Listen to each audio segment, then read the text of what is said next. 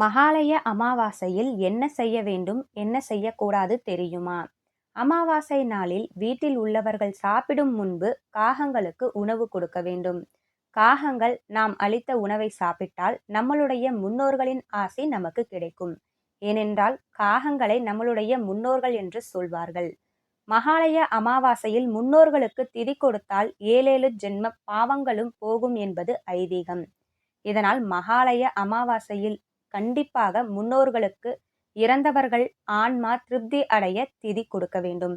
பொதுவாக மகாலய அமாவாசையில் நீர்நிலைகளில், புண்ணிய நதிகளில் அல்லது கடற்கரையில் தான் அமாவாசை திதி கொடுக்க வேண்டும். நீங்கள் வசிக்கும் இடத்தில் நீர்நிலைகள் இருந்தால் முயற்சி செய்யுங்கள். முறைப்படி பித்ரு கடன் செய்வது பித்ரு தோஷம், சாபம் ஆகியவற்றை போக்கும்.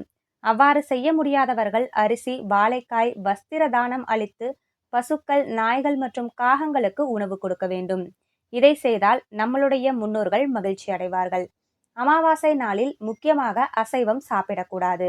மீதமான உணவுகளையும் சாப்பிடாதீர்கள். அமாவாசை திதி கொடுக்கும் வரை வீட்டில் விளக்கேற்றவோ இல்ல கோலம் போடவோ கூடாது. அமாவாசை அன்று முடி மற்றும் நகங்களை வெட்டாதீர்கள். புரட்டாசி மாதம் வரக்கூடிய சூரிய கிரகணம் மிகவும் அரிதானதாக பார்க்கப்படுகிறது. இந்த ஆண்டு மகாலய பட்சத்தில் வரும் கிரகணம் 18 ஆண்டுகளுக்கு ஒரு முறை மட்டுமே நிகழும்.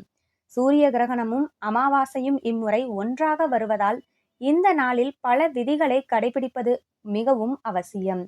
சோளம், கோதுமை, வெல்லம், பருப்பு போன்றவற்றை தானம் செய்யுங்கள். இதை செய்வதன் மூலம் நீங்கள் எடுக்கக்கூடிய எல்லா முயற்சிகளிலையும் நீங்கள் வெற்றி பெறலாம்.